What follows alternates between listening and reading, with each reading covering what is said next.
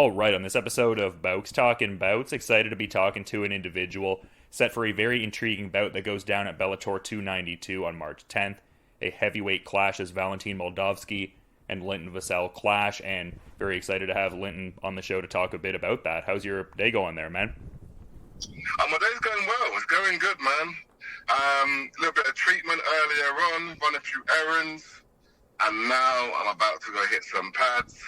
Nice little sweat, all the hard work's done, so now it's just staying on top of things, not getting injured. Yeah, for sure, definitely important, but this seems like a big one for you. Like, I mean, it being the second time you're fighting Valentin Moldavsky and it being like a redemptive kind of opportunity and everything like that. Like, what were your thoughts when this bout offer initially came your way? I think you'd be, pretty excited about it, to say the least. Well, the way it happened is they said, you're not fighting Beta. And I was like, what the hell? I was like, well, I want to fight. The only fight that makes sense is Moldavsky. And they said, we'll get that fight for you. And then when I got the contract, seriously, I was grinning ear from ear. Because obviously, as a man, as an athlete, competitor, whatever you want to say, no one wants to lose, And the way I lost was disgusting. Like, I'd rather him knock me out or finish me with a submission or referee stoppage. Like, I just couldn't do nothing in that third round. So obviously I gotta get him back. I can't be laying on the floor, not doing nothing. So I gotta get this redemption and this vengeance back. So I was very excited when I got the news. I got my wish. Yeah, for sure. And I mean, you talk about like that situation of not being able to do anything in the latter stages of the fight. Like, based on some interviews I'm seeing, that seemed to be like a byproduct of, like, I guess at the time that was like one of your like earlier kind of heavyweight forays, at least in this run, like coming in at 250 and kind of saying you felt too slow, I guess. Yeah, sorry to cut you off. That was my first heavyweight fight. And I was always a light heavyweight, so I'd weigh about 235 and then cut down to 205. So it was just, I put on a little bit too much weight. I came in at 247, I think, maybe even 250 for the fight, I'm not sure. But I know I was around about 247 when they actually weighed me on weigh-in day. And so obviously that extra 10 pounds, or 12 pounds, whatever you want to say, 13,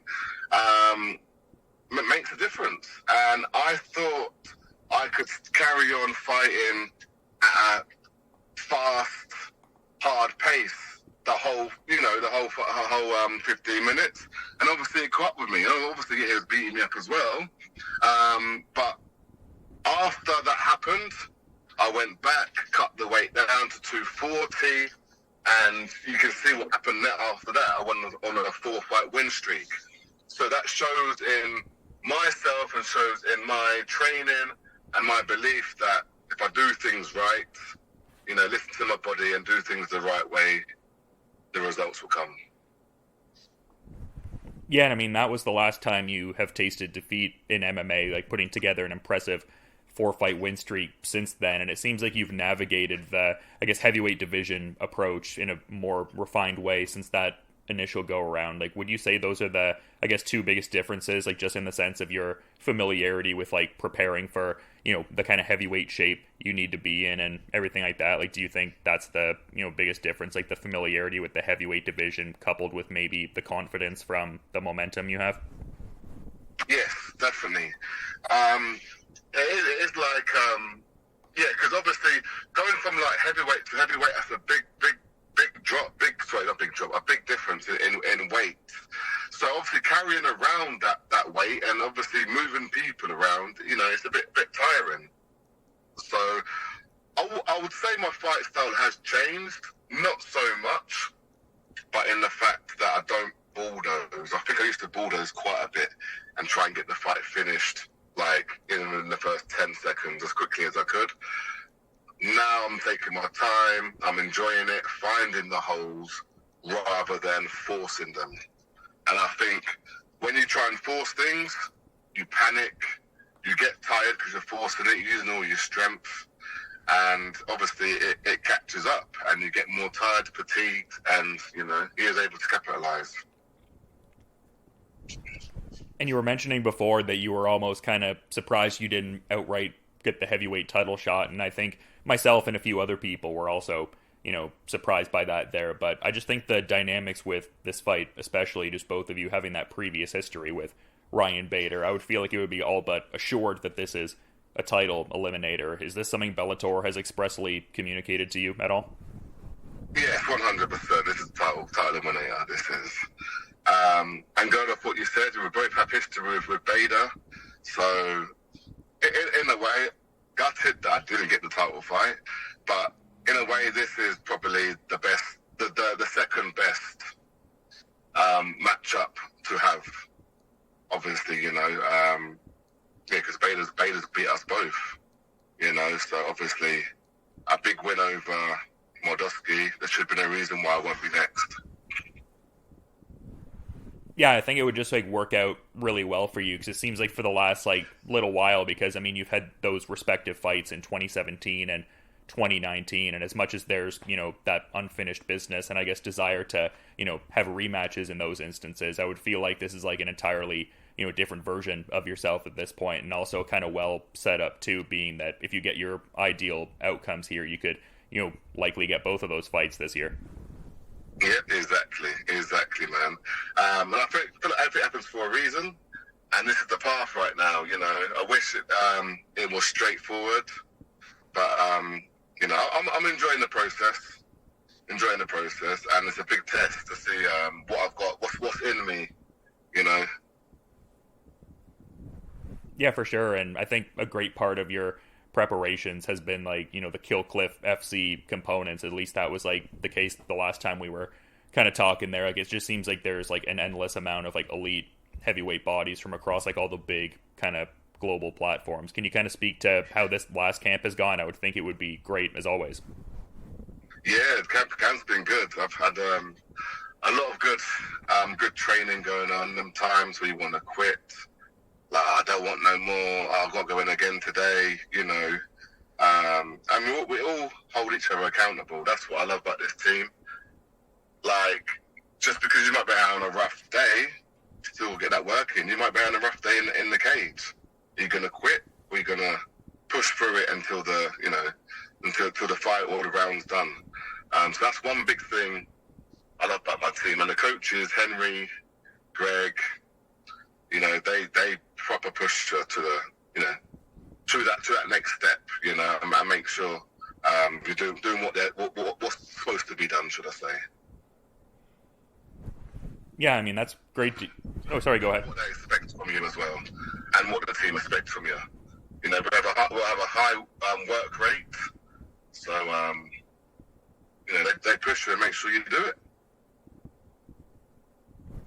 Yeah, I love to hear you have that, support dynamic around you and such a, well-renowned team, obviously. But I feel like I'd be remiss if I didn't at least briefly, touch on the last fight there, because, that was, quite the turnaround there over Tim Johnson. What were the, I guess, main takeaways from that Bellator 277 victory? I would think you'd be able to, take away a lot from a performance like that.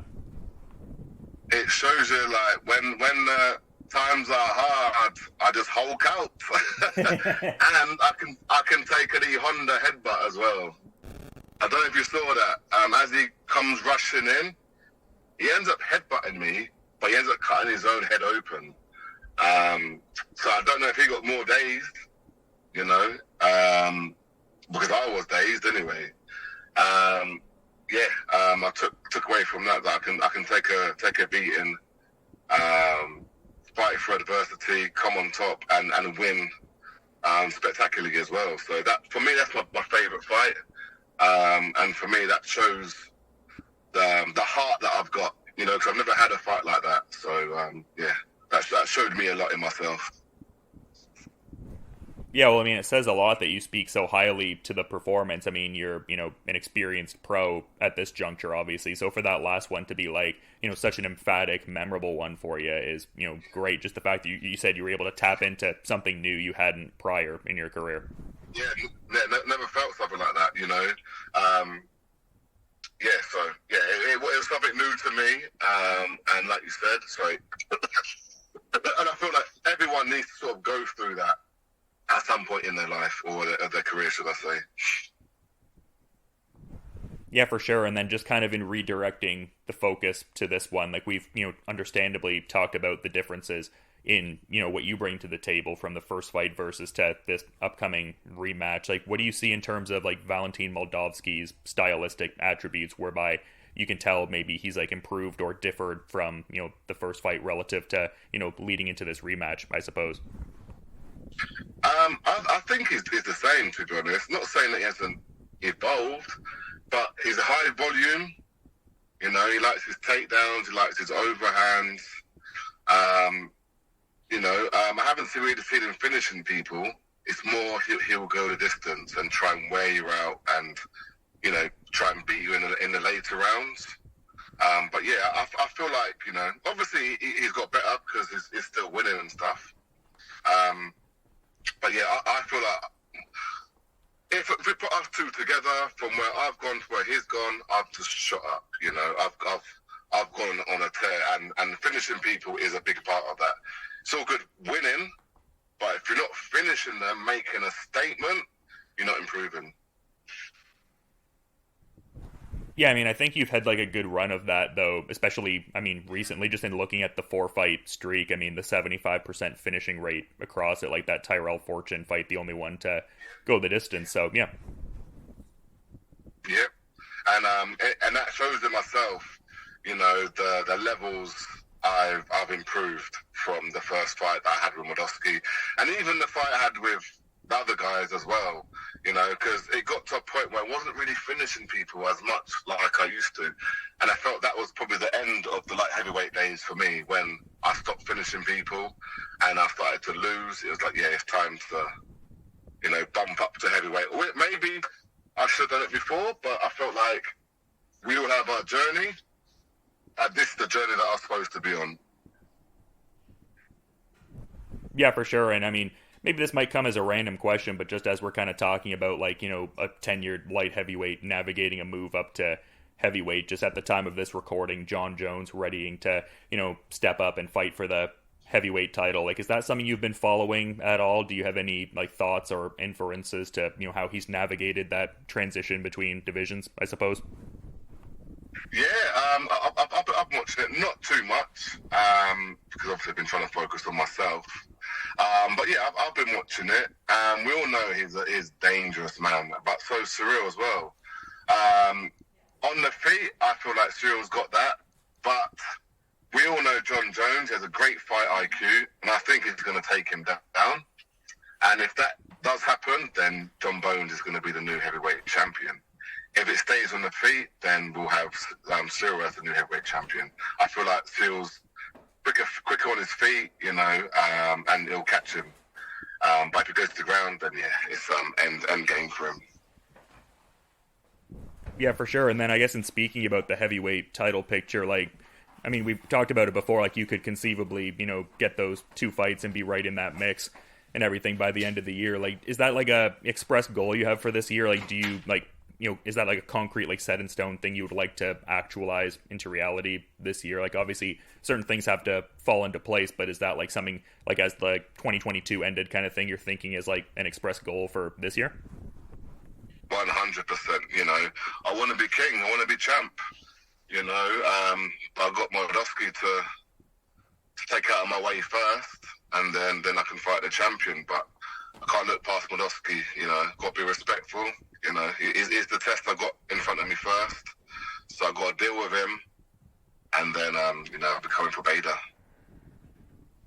Yeah, for sure. I mean, clashing with a former interim champion here, definitely a stiff test and a notable fight. But like I was kind of saying earlier, I do also want to be mindful of your time and busy schedule too, Linton. So to that point, is there anything you might want to add as like a final parting thought as we're kind of wrapping up here? No, I'm good. Thank you for your time, Dylan, man. I'm good. Thank you. Yeah, no problem. It was great having you on ahead of, such a consequential fight. And yep, definitely excited for Bellator 292. And yep, people can check that out on March 10th. I know that's what I'm going to be doing. And yeah, to reiterate, thanks for, giving some great insights and a bit of your time, man. Much appreciated, and you have a good rest of your day too. And you, brother. Thank you.